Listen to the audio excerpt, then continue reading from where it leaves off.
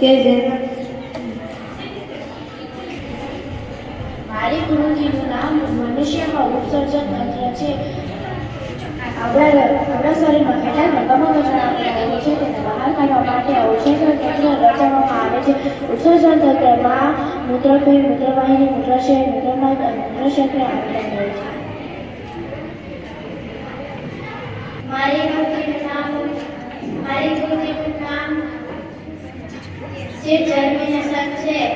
જ્યારે બીજ જમીનમાં હોય પછી તેના અંદરથી મૂળ નીકળવાનું ચાલુ થાય છે. થોડા દિવસ પછી તેની અંદરથી પાન ફૂટવાનું ધીરે ધીરે ચાલુ થાય છે. થોડા સમય પછી પૂરું વૃક્ષ બની જાય છે. વૃક્ષ આપણને ઓક્સિજન આપે છે અને કાર્બન ડાયોક્સાઇડનો ઘટાડો કરે છે.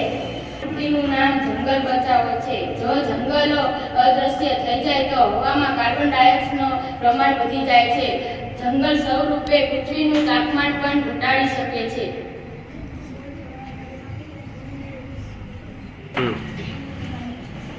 મારી કૃતિનું નામ જળ ચક્ર છે.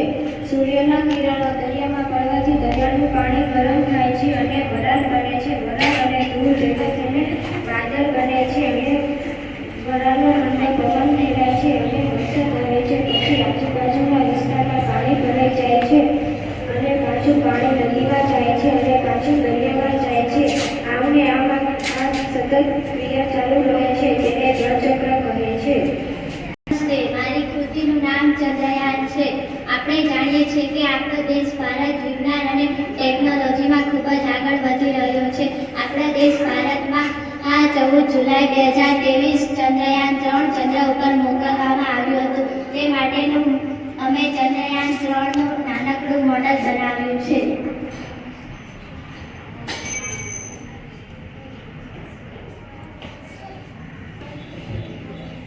અમારી કૃતિનું નામ આહારના ઘટકો છે. આપણે આપણા શરીરમાં બધું જ લેવું જોઈએ. આપણે આ બધી વસ્તુ ખાઈએ તો આપણને પ્રોટીન મળે છે. આપણે આ બધી વસ્તુ ખાઈએ તો આપણને કાર્બોદિત મળે છે. આપણે આ બધી વસ્તુ ખાઈએ તો આપણને ચરબી મળે છે. આપણે આ બધી વસ્તુ ખાઈએ તો આપણને વિટામિન મળે છે. મારી કૃતિનું નામ દિવસ રાત કેવી રીતના થાય છે.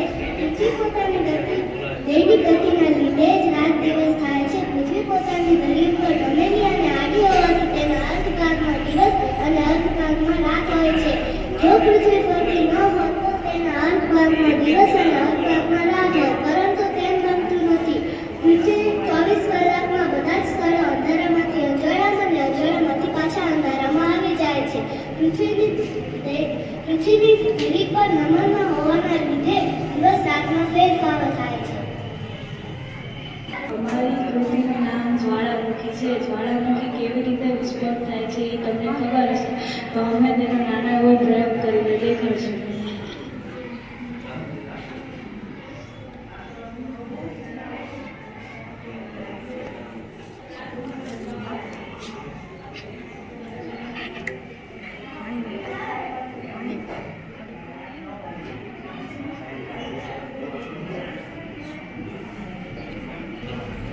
અમારી કૃતિનું નામ હાથનું હલનચલન છે.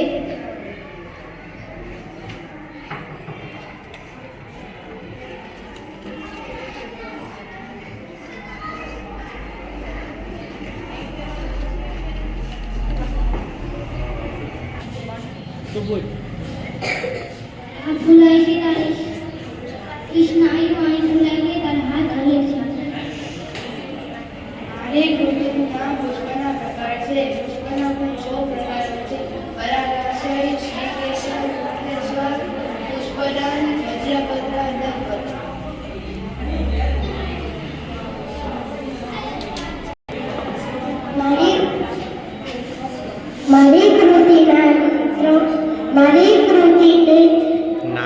મારી કૃતિનું નામ ગતિના પ્રકાર છે. ગતિના પ્રકાર 3 હોય છે. સરળ રેખીય ગતિ, વર્તુળાકાર ગતિ અને આવક ગતિ.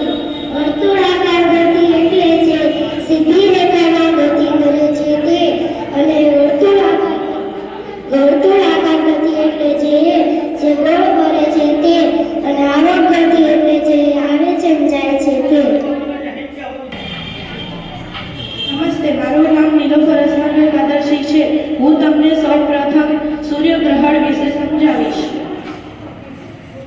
જ્યારે પૃથ્વી અને સૂર્યની વચ્ચે ચંદ્ર આવે છે તે દરમિયાન આપણને સૂર્યનો પ્રકાશ પૃથ્વી ઉપર પડતો દેખાતો નથી. તેના કારણે આપણને સૂર્યગ્રહણ જેવું લાગે છે. હવે હું તમને ચંદ્રગ્રહણ વિશે સમજાવીશ.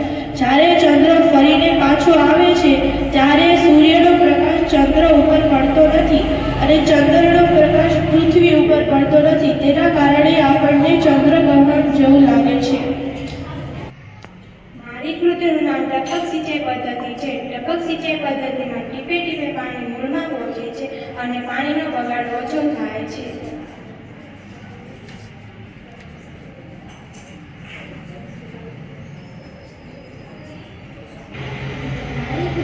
હાથના પંજાનું હલનચલન છે.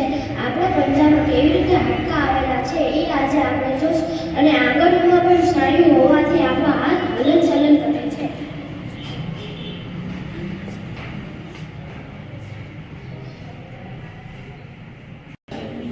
મારી કૃતિનું નામ અવાક્ય સુવાક છે. જે વસ્તુમાંથી વિદ્યુત પ્રવાહ પસાર થાય છે તો તે અવાક્ય સુવાક.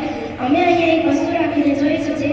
આ વસ્તુ સુવાક છે કારણ કે તેમાંથી વિદ્યુત પ્રવાહ પસાર થાય છે અને બીજી વસ્તુ રાખીને જોઈશું છે જેમાંથી વિદ્યુત પ્રવાહ પસાર થતો નથી તો આ વસ્તુ અવાક છે. નમસ્તે, મારું નામ છે રાધા. અમારી કૃતિનું નામ છે જ્વલન. તો આપણે જોઈશું આ 5 નતિકા દુપટ્ટાની અંદર રાખીને તેને મીણબત્તી પર રાખીશું. દુપટ્ટો બળશે તો નથી બળતું.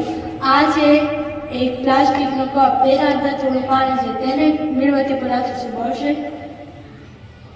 તો નથી બળતું. એક કોરો કાગળ છે અને ભીનો કાગળ છે, બંનેને મીણબત્તીમાં ઉપર રાખશું. કયો કાગળ વહેલા બળશે? સૂકો કાગળ, કારણ કે તે સૂકા કાગળ કરતાં ભીના કાગળનું પ્રમાણ વધુ છે. અસ્તુ. નમસ્તે, મારું નામ કંચના છે. મારી કૃતિનું નામ ઇલેક્ટ્રિક પ્લેટિંગ છે. આમાં 200 ml પાણી છે. આ કોપર સલ્ફેટ છે. તેમાં કોપર સલ્ફેટના થોડા ટીપા નાખેલા છે. જ્યારે અમે એક પાત્ર પર સેફ્ટી પિન અને બીજા પાત્ર પર લોખંડની કોઈ પણ વસ્તુ લઈ શકીએ.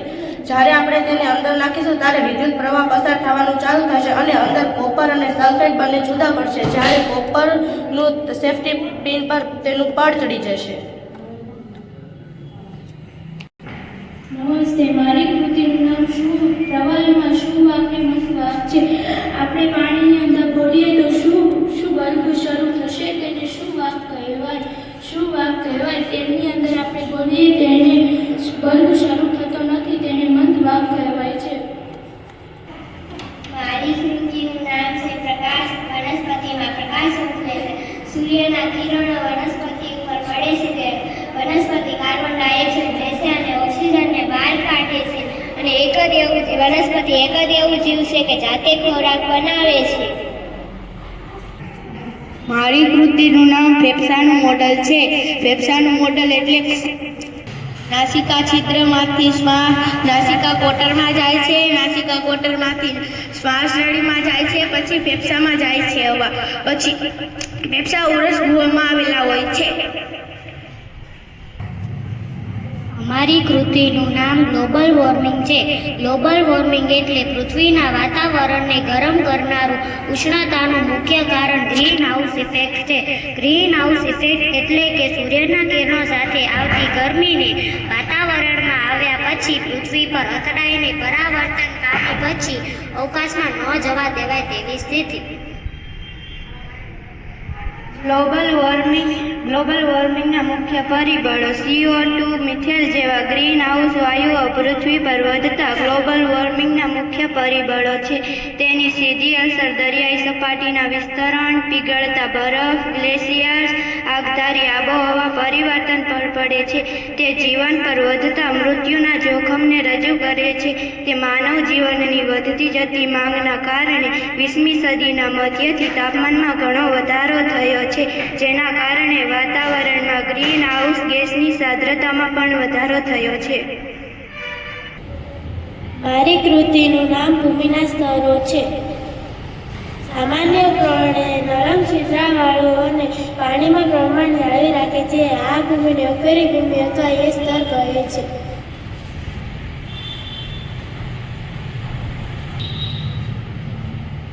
મારી સ્કૃતિનું નામ આહાર ઝાડ છે. સૂર્યના કિરણો જ્યારે ઘાસ અને ઝાડ પર પડે છે તે ઘાસ સસલું ખાય છે, સસલાને શિયાળને સિંહ ખાય છે.